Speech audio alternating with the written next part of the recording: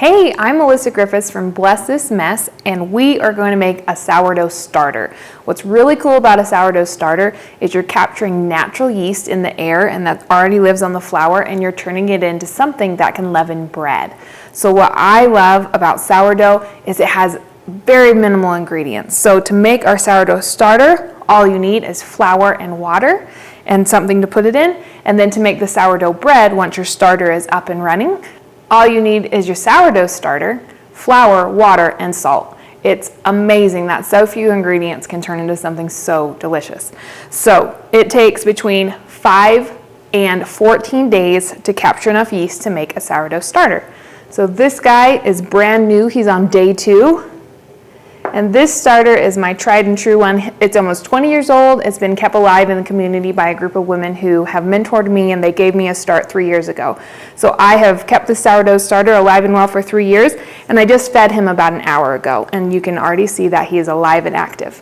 And this one does not change yet because I haven't captured enough yeast. I'm going to tell you more about that. So to make the starter, I keep my starter really small. I've seen some recipes that use really large quantities of flour and water, and I don't think that you need that much because you're going to end up throwing quite a bit of it away. So I like to start with 50 grams of water and 50 grams of flour, and I put them in a container. And it's equal parts by weight, but the volume is not the same. Water is denser and heavier than flour, so you need about 4 tablespoons of water and 6 even tablespoons of flour if you're not using a scale to measure it. And I'm going to measure that 50 grams of flour now to show you what it looks like.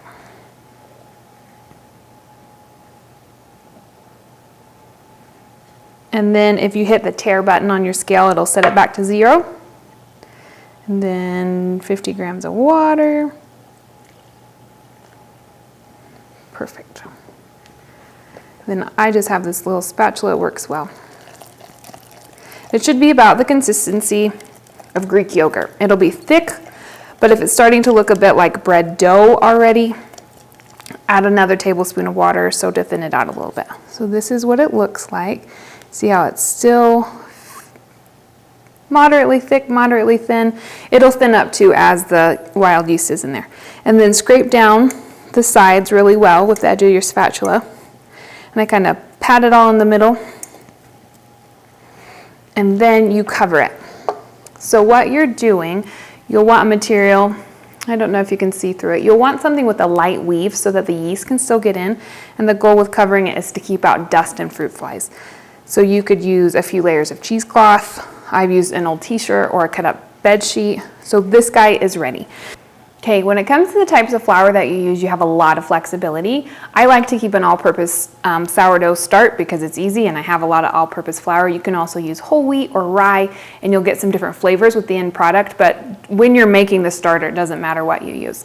So there's a schedule to keep for your starter. You're gonna have to feed it every 24 or so hours, and you are gonna feed it the same amount. So tomorrow, I'm gonna put this jar right on my scale. I'll add another 50 grams of water and another 50 grams of flour.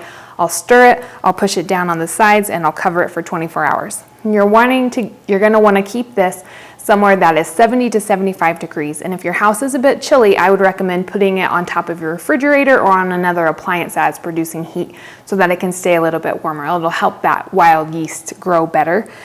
So day 3, you're going to do the same thing. 24 hours later on day 3, you're going to feed it 50 grams of water and 50 grams of flour. And then on day 4, we are going to discard some of what we've already made. So you've already worked on it, and if the wild yeast is in there, it will have eaten the nutrients and the things that it wants out of the flour.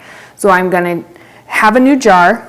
I'll take out 2 tablespoons of this mixture that I've been working on for 3 days, and I add it to the jar, and then I add my 50 grams of water and my 50 grams of flour, and I'll stir it, and then I'll do that for 3 times. So on day 4, I throw everything in the jar away except for 2 tablespoons, and then I add my flour and water. 24 hours later, I'll add my 50 grams of flour and 50 grams of water.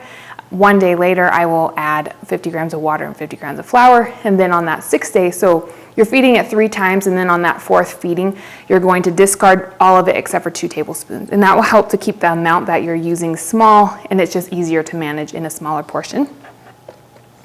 And tips for your water, if you have highly treated water, you could use filtered water or bottled water, Or if you just have chlorinated water, you can just leave a cup like this out on your counter overnight and it'll help the chlorine to dissipate before you use it. And that just gives those organisms a better chance of surviving if they're not competing with things in your water. To aid this process, I like to feed it with whole grains, maybe 2 or 3 times during the process. And it is going to take between 5 and 14 days depending on your location. I'm cooking in a pretty arid, dry kitchen, and I just have less natural yeast around, so it will take me the longer amount of time. If you are cooking somewhere quite humid, it will be faster for you. So how you will know if this is working is when you scrape down the sides, there'll be no bubbles on the edge. And then about 1 to 5 hours after you have fed it, you will start to see bubbles. So this is on day 2, and there are a few bubbles coming. And so you know when it's done when you feed it. I fed this one 1 hour ago, which is very short. So it has already doubled in size, and it will almost triple in size. So I use this rubber band to mark where it started.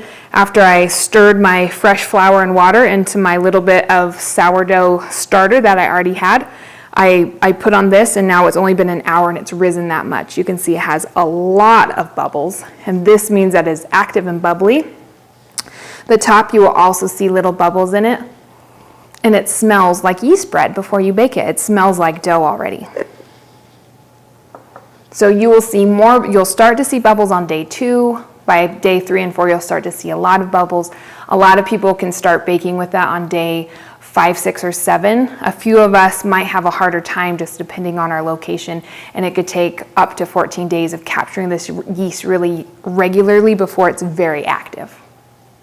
One more piece of information. If you have been given a sourdough starter in the past and you threw it in your fridge, this is the same method that you would use to revive it. So what you would do, sometimes when it's been in the fridge a long time, it'll get a layer of liquid on the top, and it might even turn black. And that is just called hooch, or it's an alcohol that the yeast have made because they are without nutrients. And so you can just pour that liquid off over the sink, just throw it away, and then take out 1 or 2 tablespoons of that starter, put it in on the very first day with the 50 grams of water and the 50 grams of flour, and just proceed with the schedule every day. And that will be a way to revive that sourdough starter that you were given and it might have got neglected. And people also ask, once my sourdough starter is ready and I'm ready to bake bread, how do I deal with it long term? Because this one's very old. Did I feed it every single day for 20 years? You know, people in my community? No. On days that I'm baking, I will pull it out and feed it in the morning, and then it'll be ready for me to make my bread in the evening, and then I let my bread sit all night. But after I have made my bread in the evening, I go ahead and I feed it the 50 grams of water and the 50 grams of flour, and then after about an hour of it sitting at room temperature, I'll put it in the fridge. And then it can stay in the fridge after I have fed it and it had a little bit of time to eat it and make some bubbles, an hour or 2 or 3. Put it in the fridge, and then I feed mine once a week. So I feed mine every Sunday, even if I'm not baking, and that just helps it to stay strong and alive. But I'm only dealing with it once a week instead of every single day. And I leave it in the fridge for the whole week until I'm ready to feed it or I'm ready to bake with it. And if I'm not baking, it'll just sit in the fridge, and I'll pull it out and feed it and let it sit on the counter for a few hours to get bubbly, and then I'll put it back in the fridge for another week. Okay, so one last thing. You will know that you're ready to make bread after you have fed your sourdough starter and it doubles or triples in size within 2 to 3 hours. That means it's very active, it has enough yeast to help make bread. So the next obvious video that we'll be making is my favorite sourdough loaf of bread. It's super simple. I am not fussy when it comes to sourdough. I don't do hydration ratios. I don't talk about an autolyse. It's the easiest recipe, and it turns out well every single time.